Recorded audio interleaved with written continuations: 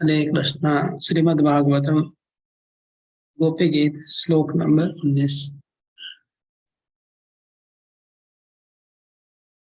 यत्ते सुजात चरणाम्बुरुहं स्तनेषु पीतासने प्रियदधि महि कर्कशेषु तेनाटविम्मटसि यद्व्यथतेन किंचित् कुरुपादिभिर्भ्रमति धीर्भवदायुषां नः।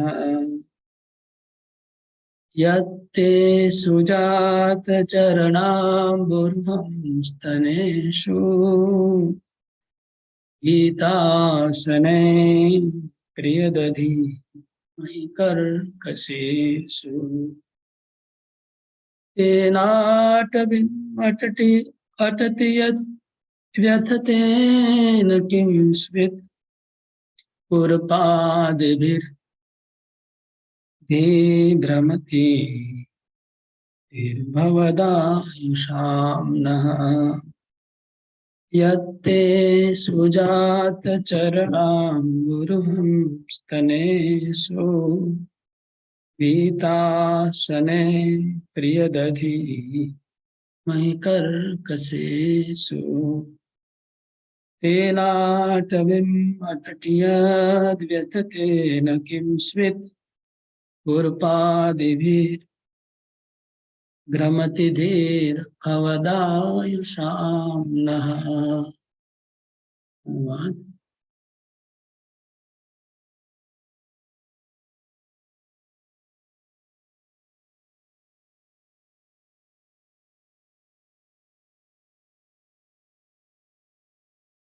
अत्यधिक प्रेम से अधीर होकर ब्रज देवियां रोदन करते करते बोल रही है।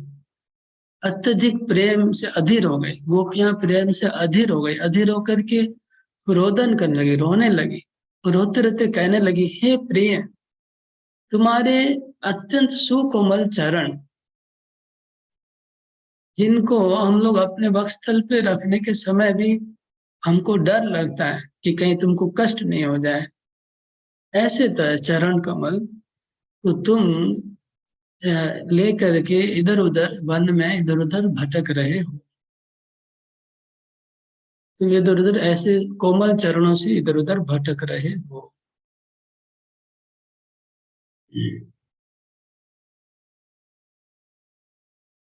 अतएव क्या तुम्हारे चरण कमल छोटे छोटे नुकीले कंकड़ पत्थर आदि के द्वारा पीड़ित नहीं हो रहे? तुमको क्या कष्ट नहीं हो रहा है?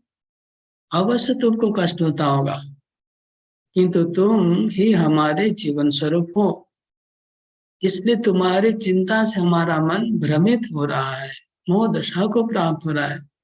अतः शीघ्र प्रकट होकर हमें दर्शन दो, शीघ्र हमारे पास आओ।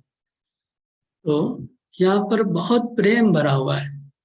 जैसे कोई माँ होती है तो छोटे बच्चे उनको खेलने जाते हैं और खेलने में कभी गिर जाते हैं या फिर कोई कष्ट होता है तो माँ चिल्ला के उसको डांटती है और वापस बुलाना चाहती है, वापस आ जाओ। तो गोपियों का इस तरह से प्रेम से बहुत अधीर हो गई गोपियां। अधीर होकर के कृष्ण को मानो जैसे डांट रही हो, जैसे तिरस्कार करे हो। अरे तुम्हारे जो सुकोमल चरण है उसको लेके तुम जंगल में भटक रहे हो। उन चरणों को हम लोग अपने वक्षस्थल पे रखने में भी हम लोग को डर लगता है कि कहीं तुम्हारे चरण को कष्ट नहीं हो जाए, और तुम वहां पर कंकड़ पत्थर में तुम घूम रहे हो, जल्दी वापस आ जाओ। इस तरह से रो रही है गोपियां। ये गोपियों के प्रेम की एकदम चक्रवर्ती ठाकुर कहते कि महाभाव, जो महाभाव का जो प्रकाश हो रहा है श्लोक में, कि कृष्ण को कष्ट नहीं होना चाहिए, कृष्ण को दुख नहीं होना चाहिए। तो इसका हम थोड़ा जी गोस्वामी का कमेंट्री देखते हैं।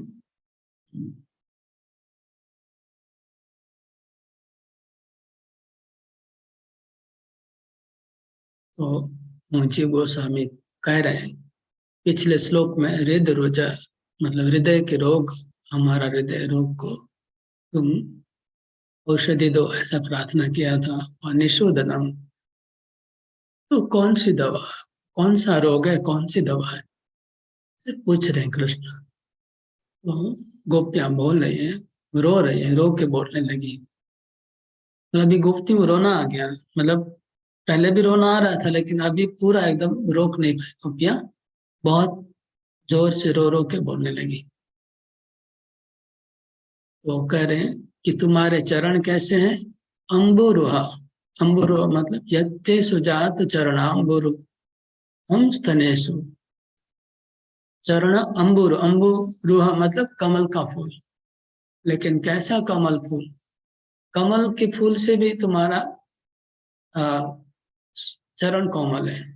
तो बोले सुजात, सुजात मतलब जो कमल का फूल अभी अभी आज ही जो प्रकट हुआ है। कमल का फूल सॉफ्ट तो होता है, लेकिन जो नया कमल का फूल फूटा है सूझ जाता है, मतलब आज ही जो कमल प्रकट हुआ है, आज ही खिला है जो कमल, वो और भी कोमल होता है। तो उससे भी तुम्हारे चरण और कोमल हैं। ये मेरे ख्याल से कल्पना नहीं है, वास्तव बात है। वास्तव में कृष्ण के चरण उतने सॉफ्ट है, मतलब कमल के पंखड़ी से भी कृष्ण के चरण और सॉफ्ट है। और चरण की पंखड़ी भी बोलने से उनको हिचक हो रही है, तो क्या बोले कि नया कमल, नया कमल का फूल खिला हुआ है, उसकी पंखड़ी के जैसा तुम्हारा चरण कमल सॉफ्ट है। तो इतने सॉफ्ट चरण कमल से तुम जंगल में भटक रहे हो। फिर कहती है हाँ, हाँ,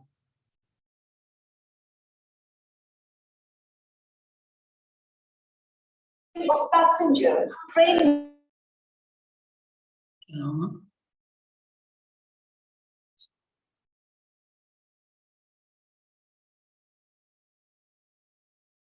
तो हम लोग जब तुम्हारे चरण कमल को हमारे वक्षस्थल पे लेते हैं, तो हमें डर लगता है। हमारा शरीर इतना सॉफ्ट नहीं है तुम्हारे चरण की जैसा। फिर आगे कहते हैं प्रिय, हे प्रिय तुम जल्दी अभी तुरंत प्रकट हो जाओ, अभी दूर मत जाओ, देरी मत करो।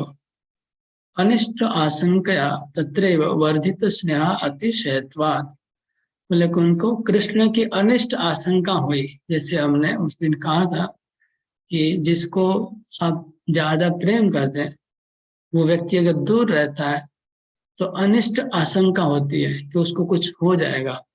तो अनिष्ट आशंका से उनका प्रेम बहुत बढ़ गया। गोपियों का कृष्ण के प्रति जो प्रेम था, अनिष्ट आशंका में उनकी चिंता और बढ़ गई, और अधिक चिंता बढ़ गई, और चिंता से वो इस तरह से बोल रही है। तो पूर्वम गोचारणाय तृणमय प्रदेश एवं परिभ्रमणा प्रायिकत्वेन शीले तिदि उत्तम। इसके पहले भी एक श्लोक में गोपियों ने कहा शिलतृणांकुरे सिद्धति तिना, कि तुम तृणमय प्रदेश में घूम रहे हो, जहां पर नुकीले घास है, उस जगह में तुम घूम रहे हो तृणमय प्रदेश में। वहां पर तृण और सिल तुम्हारे चरणों के लगते होंगे, लेकिन हम संप्रति तो कर्कश प्रायत्व न दृश्यमान है।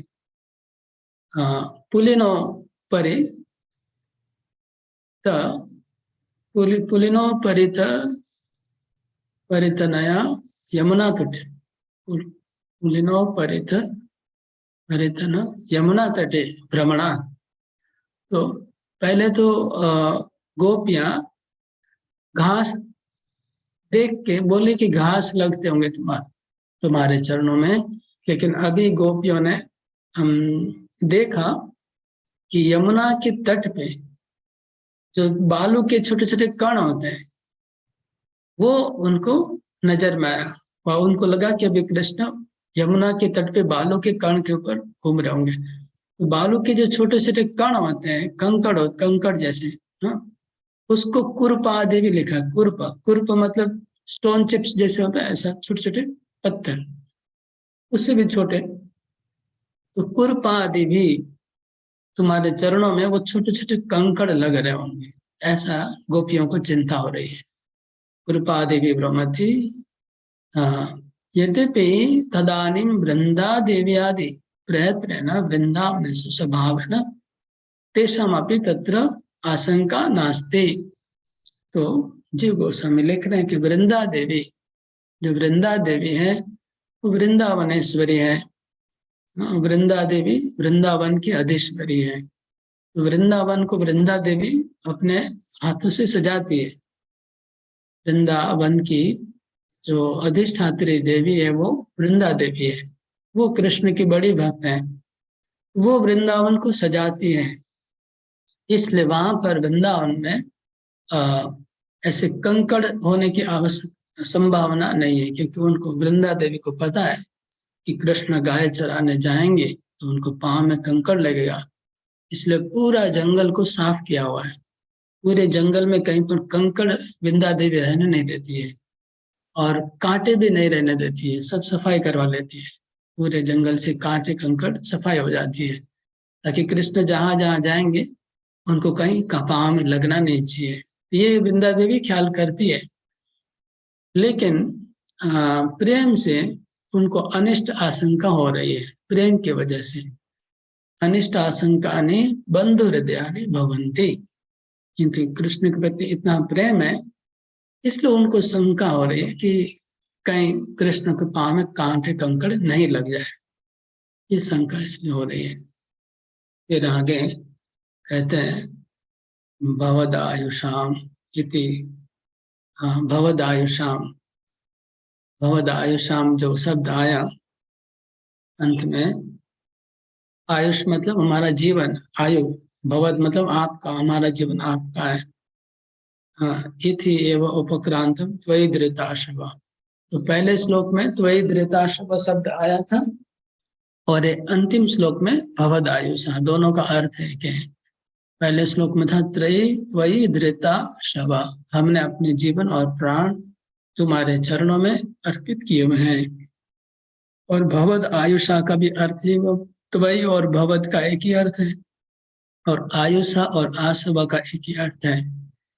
तो हमारा जीवन, हमारी आयु तुमको समर्पित है। मध्य च अभ्यस्तम चलसी यद व्रजाति थी, और बीच में मतलब शुरू में आया था कि हमने तुमको अपना जीवन दिया हुआ है, त्रिताशव, और लास्ट श्लोक में आया कि भवद आयुषा, हम तुमको चरण अपना जीवन दिया है। और बीच में आया था चलसी यद व्रजा, चलसी यद व्रजा चार्यन पशु, बीच में भी आया था। इस तरह से शुरू में, बीच में और अंत में गोपियों की यही चिंता है कि तेर व्यथा, अतस्तेर क्या व्यथा, स अस्मत् जीवन एवं उत्पद्यते, जीवन एवं उत्पद्यते, कि तुम्हारी जो व्यथा है वही हमारा जीवन को, हमारे प्राण को निकाल देती है। हमारा प्राण निकल जाते हैं तुम्हारे व्यथा से, तुमको दर्द होता है उससे हमारे प्राण निकल जाते हैं। ये भाव है। शुरू में भी यही बोले प्राण की बात, अंत में भी बोली हमारे प्राण। तो गोपियां बोले कि तुम्हारी जो व्यथा है चरणों की, वो हमारे प्राण निकल जाते हैं उससे। सोचिए, ये मतलब शुद्ध प्रेम इसको कहते हैं गोपियों का। कि शुद्ध प्रेम क्या है? कृष्ण के चरण में कुछ कष्ट होगा, दर्द होगा, उसकी संभावना से गोपियों को कष्ट हो रहा है, उसको सोच के कष्ट हो रहा है। यद्यपि कष्ट नहीं होगा लेकिन इनको कष्ट हो रहा है सोच के। इसको प्रेम कहते हैं, शुद्ध प्रेम। इसमें गोपियों का स्वार्थ यही है कि कृष्ण को कष्ट नहीं हो, उनको अपना स्वार्थ नहीं है। और ये हमने रामायण में भी पढ़ा था, आप लोग को याद होगा, चित्रकूट में जब पढ़ा था कि रामचंद्र के चरण में कष्ट होगा, ये बात भरत को बहुत कष्टदायक हो रही थी। वहां पर भरत का प्रेम को राम ने प्रशंसा किया, भरत के राम के प्रति। तो वही भाव गोपियों का है, कृष्ण के चरणों में कष्ट हो रहा है। तो फिर आगे, तद अधुना प्राणान धारयितुम कथंचिदपि न शक्नुमा, इसलिए हम अपने प्राणों को धारण नहीं कर पा रही हैं, क्योंकि तुम्हारे चरणों में कष्ट हो रहा है, हमारा प्राण निकल जा रहा है, हम प्राणों को धारण नहीं कर पा रही हैं। तदेव तादृश शंका एवं हृदरुज, यही हमारा हृदय का रोग है, इसकी तुम दवा करो। तो कृष्ण ने पूछा था कि कौन सा हृदय का रोग है आप लोग का, इसकी मेरे को दवा करनी है। तो हमारा हृदय का रोग यही है कि तुम जो जंगल में भटक रहे हो, उससे तुमको कष्ट हो रहा है, उस कष्ट की चिंता से हमारे प्राण निकल जा रहे हैं।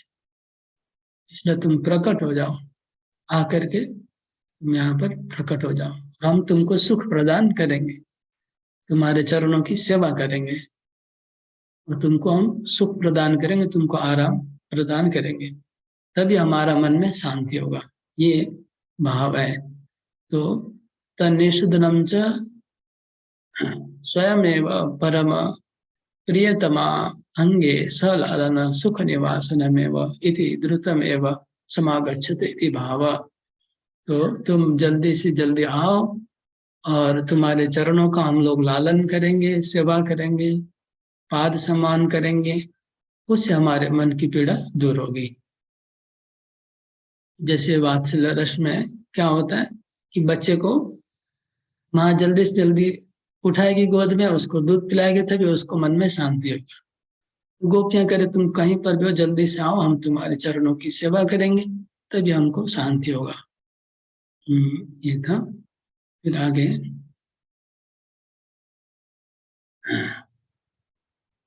अभी चक्रवर्ती ठाकुर की टीका देखते हैं।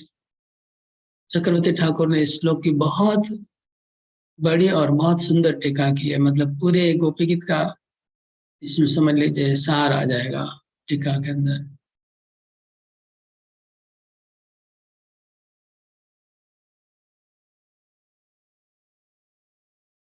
तो कृष्ण बोल रहे हैं,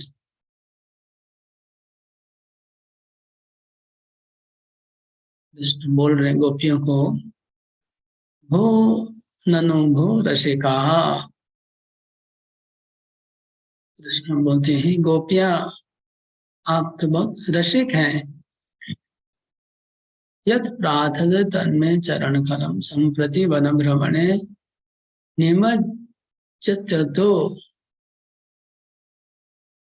वो रसिक, वो गोपियां आप लोग रसिक हैं, मतलब रसिक बोल के उनका हंसी उड़ा रहे, मतलब उनका प्रेम नहीं है, खाली रसिकता से आप लोग बोल रहे हैं। हाँ, ऐसा बोलना चाह रहे कृष्ण कि आप लोग प्रेम नहीं है, खाली रस के लिए आप मुझे बुला रहे हैं। तो बोल रहे कि आप लोग जो बोल रहे हैं कि अपने मेरे चरणों को आप लोग अपने वक्षस्थल पे रखोगे, लेकिन अभी मेरे चरण आजकल वन भ्रमण में सुख ज्यादा लेते हैं, मेरे चरण कमल वन भ्रमण में सुख ले रहे हैं, तो इसलिए मेरे चरणों को समय नहीं है, ऐसे कृष्ण ने कहा। तो गोपियां कहती रोते हुए, सरोदनम आहु, तत्र सरोदनम आहो, रोते रोते कहने लगी। यत्ते इति, यत्ते जो श्लोक है वो रोते रोते गोपियां बोल रही हैं। तो क्या बोल रहे हैं, तब सुजातम अति सुकुमारम यत चरणाम गुरुहम, तुम्हारे जो चरण है वो अति सुकुमार है, कृष्ण के चरण अति सुकुमार है, अत्यंत कोमल है, कैसे नवजात कमल के जैसे, जैसे आज कमल फूटा है खिला हुआ है, ऐसे कमल के जैसा तुम्हारा चरण है। तो ऐसे चरण कमल को हम अपने वक्षस्थल पे लेने से भी हमको डर लगता है, भीता, डर लगता है, तेना भी भीता वयम। तो तेना चरणाम्बुरण अटविम अटसी, ऐसे चरणों से लेके तुम जंगल में भटक रहे हो। काकुत्या मतलब काकुति कर रहे गोपियां, काकुति समझते हैं, एकदम विनय कर रहे हैं हाथ जोड़ के कि तुम ऐसे क्यों भटक रहे हो ऐसे चरणों को लेके जंगल में। हंत हंत कीदृशम अनर्थम अशम साहसम करोषि, हाय हाय हाय, तुम ऐसे दुस्साहस क्यों कर रहे हो, ऐसे अनर्थ क्यों कर रहे हो, अनर्थ कर रहे हो मतलब जैसे कि ना कोई बहुत बड़ी दुर्घटना घट जाएगी, ऐसा कृष्ण गोपियों को दर्द हो रहा है। मतलब जैसे कोई बच्चा छोटा, किसी माँ का बच्चा अगर आग में हाथ रखे दे और कुएं के पास जाए, तो कुएं पे गिरने से माँ को कैसे डर लगता है ना। इसी प्रकार गोपियों को डर लग रहा है कि तुम ऐसे सुकुमार चरण को लेके घूम रहे हो, तुम्हारे चरण में कष्ट होगा। इति भाव, यही भाव है। तुम इतने दुस्साहस क्यों कर रहे हो? हाँ, दुस्साहस मत करो। जैसे बच्चे लोग खेलते खेलते कुएं के पास गए, नदी के पास गए, तो बच्चे माताओं को कष्ट होता है, तो फिर दुस्साहस बोलते हैं। तुम इतना दुस्साहस करने की दिखाने की जरूरत नहीं है, तुम वापस आ जाओ, ऐसे गोपियां बोल रही। तो ननो कथम भीतास्था तत्र विशेषन्ति कर्कशेषु। तो आप लोग इतना डर क्यों रही हैं? डर का कारण क्या है?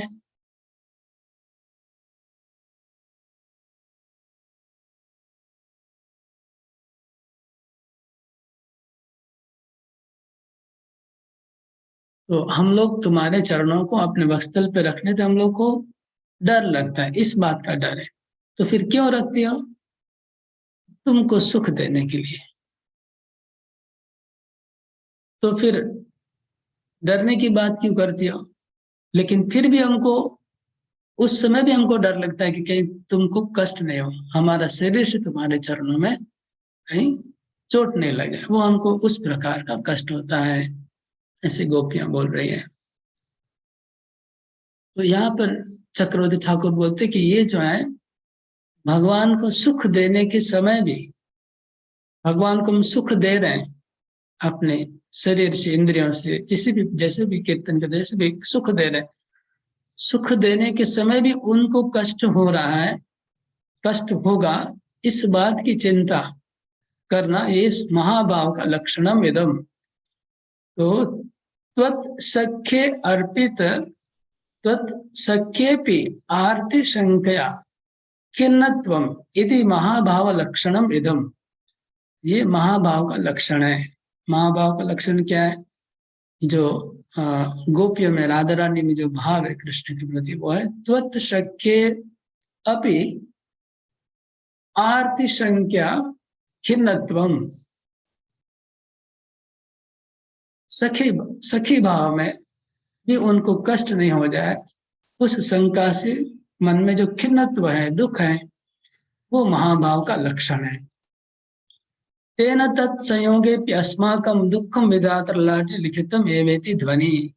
तो गोपियां बोल रही हैं कि हमारे भाग्य में विधाता ने दुख ही दुख लिखा है कि तुम सब मिलेंगे, तुम्हारी सेवा करते हैं, सेवा करने के समय भी तुमको कष्ट हो जाएगा, इस बात का कष्ट हम लोग को फिर भी सताता रहता है, इसलिए हमारे भाग्य में दुख ही दुख लिखा हुआ है।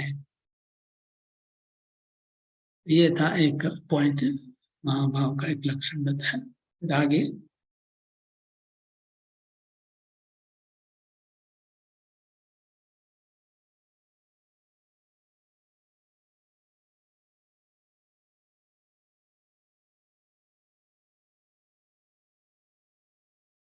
तो भवत्व अस्माकम एवं संयोग वियोगो कष्टम। तुम हमसे मिलन करो तो भी हम लोग को कष्ट होगा, तुम हमसे दूर रहो तो भी हमको कष्ट होगा, इसलिए हमारे भाग्य में कष्ट ही कष्ट लिखा है, दुख ही दुख लिखा हुआ है। त्वं तो स्वेरित्वेपि किम कष्टम सहसे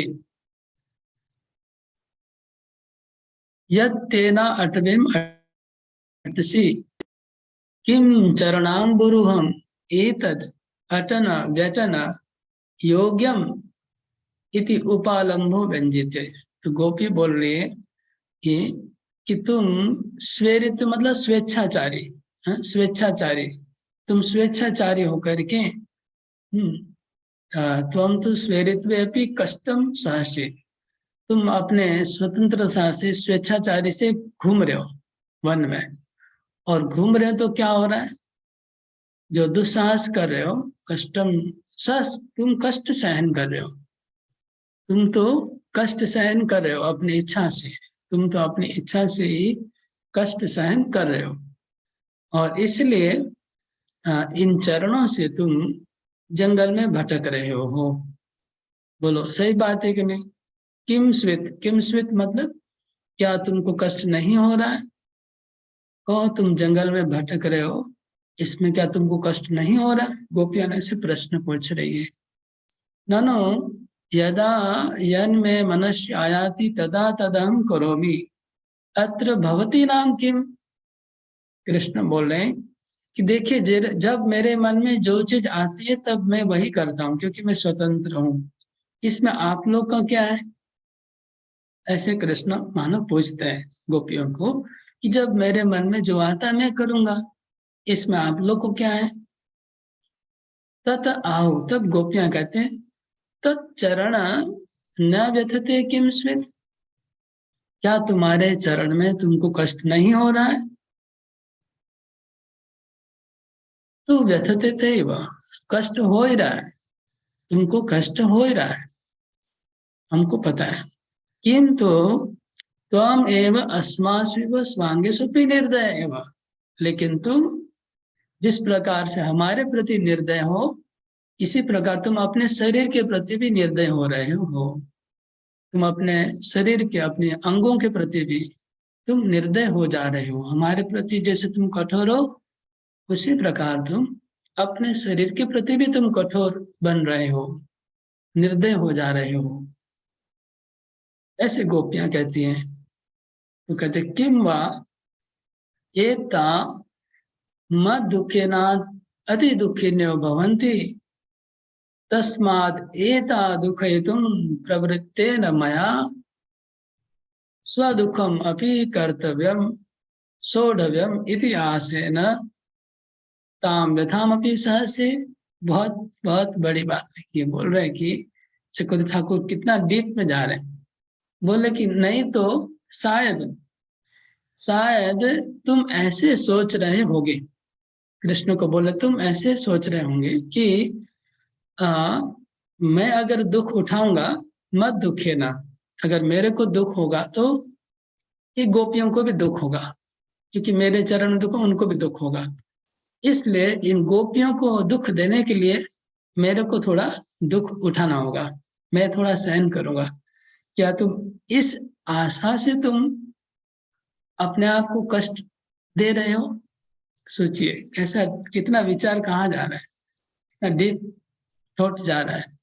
ये गोपियों का प्रेम है कि तुम क्या ऐसा सोच रहे हो कि मैं दुख उठाऊंगा तो गोपियों को दुख होगा, इसलिए गोपियों को दुख देने के लिए थोड़ा मैं कष्ट सहन कर लेता हूँ। तो क्या इसलिए तुम कष्ट उठा रहे हो? ठीक है, अगर तुमको ऐसा ही करना है तो हम दुखी ऐसे हो जाएंगे, तुमको कष्ट उठाने की जरूरत नहीं है। तुम हमको दुख में देखना चाहते हो तो हम दूसरे किसी प्रकार से दुखी हो जाएंगे, उससे तुमको अगर सुख मिलेगा तो। ये कहने का भाव है। फिर आगे कहते हैं गोपियां, किम वा अस्मद दुख दर्शन एव तव महासुखस, तस्ताम व्यथाम अपि त्वम सुखमेव मन्यसी। या फिर, हाँ, या फिर हम लोग का दुख देख के तुमको महासुख मिलता है। मैं भी मैं भी हो सकता है कि हम लोग को दुख देने से तुमको महासुख मिलता है, इसलिए महासुख पाने के लिए तुम ये तुम्हारा जो चरण में कष्ट हो रहा है उसको भी तुम सुख मानते हो। तुमको दुख हो रहा है लेकिन तुम मान रहे हो सुख। तुमको पता नहीं कि दुख हो रहा है, तुम उसको सुख मान के भ्रमित होके सुख मान रहे हो, लेकिन तुमको कष्ट हो रहा है। ऐसे गोपियां बोल रहे, तुम गलती से सुख मान रहे हो लेकिन एक्चुअली तुमको कष्ट हो रहा है। जैसे अ, होता है ना, कई बार लोगों को एक्चुअली कष्ट हो रहा है लेकिन मानते सुख हो रहा है। ऐसे गोपियां सोच रही है। फिर आगे कहते हैं,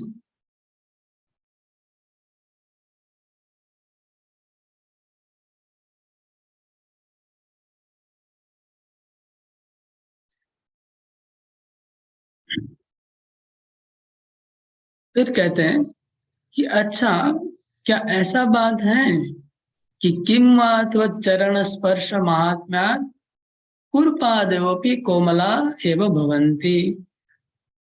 क्या ऐसा बात है कि तुम्हारा चरण स्पर्श करके जो जंगल के जो घास हैं, वह छोटे छोटे पत्थर हैं, वो भी कोमल हो गए तुम्हारे चरण के स्पर्श से?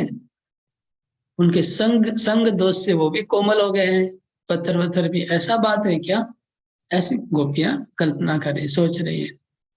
किम वा धरणी एव अति कारुण्यात् त्वन्माधुर्य आस्वाद लोभाद्वा त्वच्चरण विन्यास स्थले स्वजीवा उत्थाप्यते।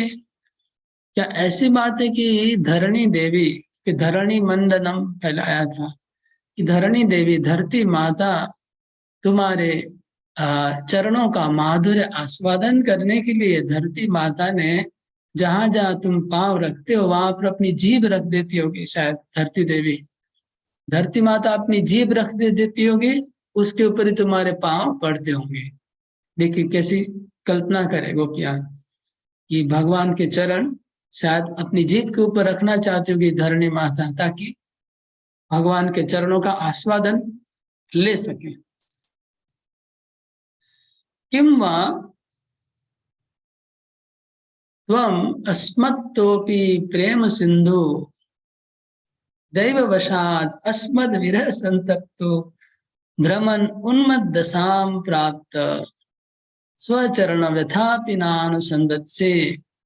या फिर गोपियां बोल रही है कि शायद ऐसा भी हो सकता है कि तुम लोग भी हमारे जैसे, तुम भी हमारे जैसे, जैसे हम तुम्हारे प्रेम में मग्न होकर के हम भी पागल जैसी हो गई है, हमारी बुद्धि काम नहीं करी, ऐसे भी तुम भी हम लोग के प्रेम में शायद पागल हो गए होगे, पागल हो गए होगे और तुम्हारा भी बुद्धि काम नहीं करना होगा, और इसलिए तुम हमारे विरह में संतप्त होकर के उन्मत्त दशा में इधर उधर भटक रहे होगे, और तुम्हारे पाँव में जो कष्ट हो रहा है वो तुमको पता ही नहीं चलता होगा। उस उन्मत्त दशा में ऐसा भी हो सकता है। इत्येवं नाना कारणानि परामर्शन्ति नाम अस्माकं धीर भ्रमति। तो इस श्लोक में आया है अंत में भ्रमति धी, भ्रमति धी शब्द है श्लोक में। हमारी बुद्धि भ्रमित हो रही है, दिमाग हमारा चक्कर आ रहा है, समझ में नहीं आ रहा है। तो गोपियां करें कि ये सब अलग अलग कारणों का विचार करते करते हमारी बुद्धि भ्रमित हो रही है। हम लोग कारण ढूंढ रहे हैं, अलग अलग कारण ढूंढ रहे हैं कि तुम क्यों यहाँ पर नहीं आ रहे हो, तुमको क्या क्या कष्ट हो रहा होगा। ये कारण नाना कारणानि परामर्शन्ति, अलग अलग कारण ढूंढते ढूंढते हमारी बुद्धि भ्रमित हो रही है। न तो क्वापि निश्चयम लभते इति भाव, लेकिन हम किसी निर्णय पे नहीं पहुंच पा रहे हैं कि क्या बात है, तुम्हारे चरणों में तुम क्यों कष्ट सहन कर रहे हो, उसका कारण हम लोग ढूंढ नहीं पा रहे हैं। कि अपने कष्ट क्यों तुम उठा रहे हो, तुमको कष्ट हो रहा है फिर भी तुम आ नहीं रहे हो, इसका कारण हमारी बुद्धि खोज के नहीं पार नहीं पा रही है। फिर आगे कहते हैं ननु एतत् कियत् स्वदुखम व्यज्यथ हम तो तद दुखम दुखम न मन्ये ये न प्राण तिष्ठन्ति इति चेत आहुर्भवद आयुषा इति। तो फिर चक्रवर्ती ठाकुर आगे बढ़ते हैं कि कहते हैं अच्छा कृष्ण मानो कहते हैं कि अरे आप लोग का दुख, आप लोग हमको दुख बता रही है, अपना दुख वर्णन कर रही है, कि आप लोग का दुख तो मुझे कुछ दुख लग ही नहीं रहा है। कृष्ण से बोल रहे हैं कि मुझे तो आप लोग का दुख दुख लग ही नहीं रहा है, क्योंकि अभी लोग तो आपका प्राण भी आप लोग का नहीं निकला है शरीर से, आप लोग तो सब जिंदा हो, तो दुख कहाँ है। तो उसका उत्तर में गोपियां कहते हैं भवद आयुषा, लास्ट शब्द श्लोक का अंतिम शब्द है भवद आयुषा। भवद आयुषा मतलब कहते हैं भवती त्वयि एव आयुषी, हमारा जीवन तुम ही हो, हमारा प्राण तुम ही हो। भवान एव वा आयुषीम याशाम ताशाम, हमारा प्राण तुम हो, हमारा जीवन तुम हो, तो फिर निकलेगा कैसे हमारा प्राण।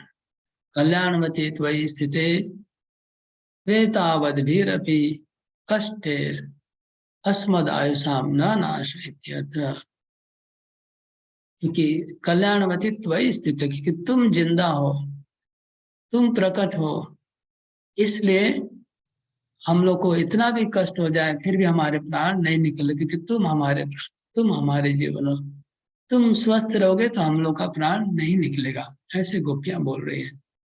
अयम भाव भवानिवास्मान दुखितुम प्रवृत्तो विधिरेतद् विचारते स्म।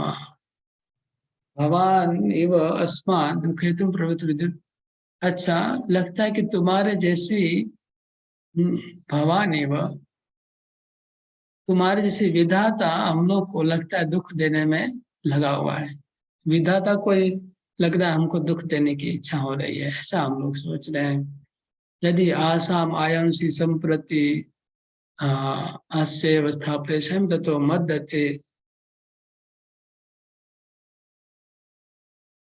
तो भवद आयुषाम का दूसरा एक अर्थ निकाल रही है गोपियां कि देखिए, ये जो विधाता है ना, वो हमारे आयु को छीन नहीं रहा है।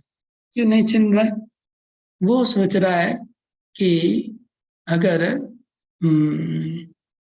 ये लोग अभी कृष्ण के विरह में तड़प रही है, कष्ट रही है, तो अगर ये तुरंत मर जाएंगी तो इनको कष्ट नहीं होगा। तो हम पुनः काव्य दुखम दद्यामि, तो अगर ये लोग मर जाएंगे तो मैं दुख दुख किसको दूंगा? मेरे को दुख देने का और कोई जगह बचेगा ही नहीं। तस्माद आसम आंसी मत सदर्मणि मत बंधु कृष्ण निधाय यथेष्ट मिमा म्रियमाणा अपारमेव दुखम भोजामि इति वयम न म्रियामय। तो विधाता ने सोचा कि ये गोपियों के सिवाय दुख देने जैसा तो कोई और चीज मिलेगा नहीं हम लोग को, इसलिए गोपियों के प्राणों को निकाल के कृष्ण में डाल दिया है। और अभी ये लोग तो मरेंगे नहीं, क्योंकि कृष्ण तो बहुत सुख से रहेंगे हैं, और इन लोग को मैं अभी कष्ट देता हूँ। इन लोग को दुख भोग करेंगे गोपियां सारा, और उनका प्राण को कृष्ण में रख दिया, वो मरेंगे नहीं अभी। ऐसा विधाता ने ऐसा परिकल्पना कर लिया है। ये गोपियां इतना कुछ सोच रही है।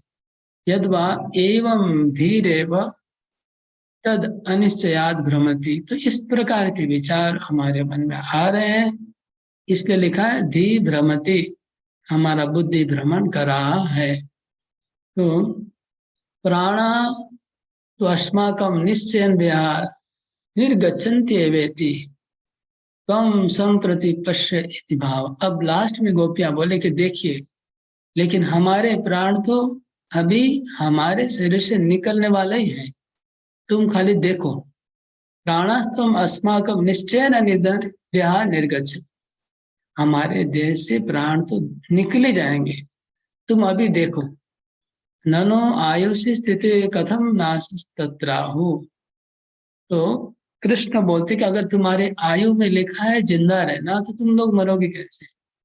तुम लोग अभी मरना चाहती हो, तो हम लोग प्राण छोड़ रहे, आत्महत्या का हमको तुम धमकी दे रही हो। लेकिन अगर तुम लोग का जीवन में लिखा है जीना, तो मरोगे कैसे? ब्रह्मा तुमको मरवाना नहीं चाह रहे, विधाता मरना नहीं चाह रहे, तो मरेंगे कैसे? तो कहते हैं भवद आयुषाम समर्पित आयुषाम स्वायुषी तुभ्यम अस्माभि संप्रति दत्तानि। तो हमने अपना जितना आयु बचा है वो आयु हम तुमको दे दे रहे हैं।